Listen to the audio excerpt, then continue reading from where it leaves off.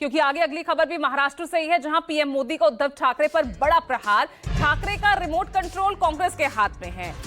ये कहा पीएम ने। राहुल कभी भी बाला साहेब की प्रशंसा नहीं करते।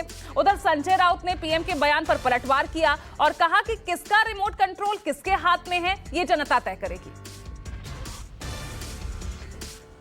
कड़ी में एक ऐसा दल है जिसने बाला साहब का अपमान करने वाली कांग्रेस के हाथ में अपना रिमोट कंट्रोल दे दिया है। और इसलिए मैंने इन्हें चुनौती दी थी।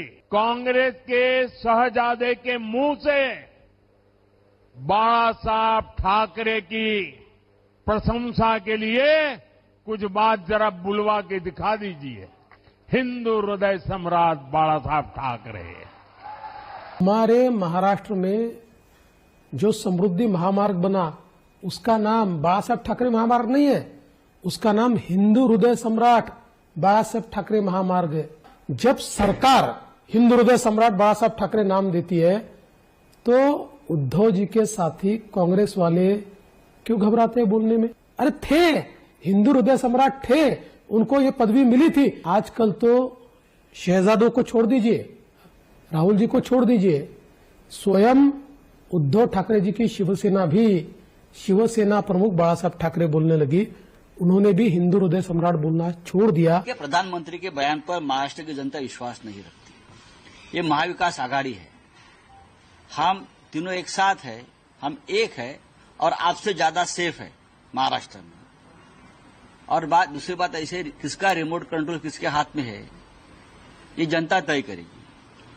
आपने जो शिवसेना तोड़कर एक अलग गुट बनाया है, उसका रिमोट कंट्रोल जरूर आपके हाथ में होगा, लेकिन हमारा रिमोट कंट्रोल आपके हाथ में देने से हम बच गए, इसलिए आप हम पर नाराज है, मुझे मालूम है।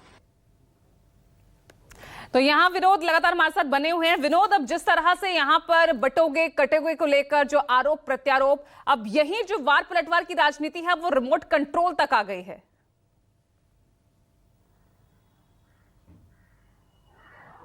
देखिए, मैं सबसे पहले आपको इसका इतिहास बताना चाहता हूं। 1995 से लेकर 1999 तक शिवसेना महाराष्ट्र में बीजेपी के साथ सत्ता में थी। वहां पर मुख्यमंत्री वहां पर मनोहर जोशी थे, उप मुख्यमंत्री वहां पर गोपीनाथ मुंडे थे, वो होम मिनिस्टर भी थे। तब बाला साहब ठाकरे का एक स्टेटमेंट उस समय काफी ज्यादा चर्चा में था। उन्होंने कहा कि सरकार का रिमोट कंट्रोल मेरे हाथ में है, और इस बात को लेकर तब विपक्ष बहुत ज्यादा हमलावर हुआ था। इसी रिमोट कंट्रोल की बात निकालकर पीएम मोदी ने दादर के शिवाजी पार्क में कहा कि एमवीए की एक पार्टी है, उसका रिमोट कंट्रोल अब कांग्रेस के हाथ में जा चुका है। अपने 33 मिनट के भाषण में एक बार भी पीएम ने न शरद पवार का नाम लिया, न उद्धव ठाकरे का नाम लिया। बस ये बात कह दी, और ये बात फिर शिवसेना को अच्छी नहीं लगी। उद्धव ठाकरे का भी स्टेटमेंट आ गया कि पीएम नरेंद्र मोदी क्या कहते हैं कि बाला साहब ठाकरे, वो हिंदू हृदय सम्राट क्यों नहीं कहते? क्या बाला साहब और नरेंद्र मोदी क्या क्लासमेट थे क्या? एक स्कूल में पढ़े थे क्या? एक क्लास में पढ़े थे क्या? इस प्रकार की बयानबाजी वहां पर आ रही है। संजय राउत को भी आपने अभी सुना होगा। तो जाहिर सी बात है, शिवसेना को हमेशा है ना रिमोट कंट्रोल के द्वारा चलने वाली पार्टी बताया जाता है कि वो पार्टी सिर्फ शिवसेना प्रमुख हो या फिर शिवसेना पक्ष प्रमुख उद्धव ठाकरे हो, इनके हाथों में उसका रिमोट रहता था। तो अब उद्धव ठाकरे के खिलाफ नाम नहीं लेना है, लेकिन कुछ तो बोलना है। इसलिए पीएम ने तंज कसते हुए बताया कि शिवसेना का जो रिमोट है वो रिमोट हाथ में है कांग्रेस पार्टी के। तो बिल्कुल यहां पर एक दूसरे को घेरने की जो रणनीति है और उसी में इतिहास को भी याद कर एक दूसरे को घेरा जा रहा है। बहुत बहुत शुक्रिया आपका विनोद इस तमाम जानकारी के लिए। वहीं आगे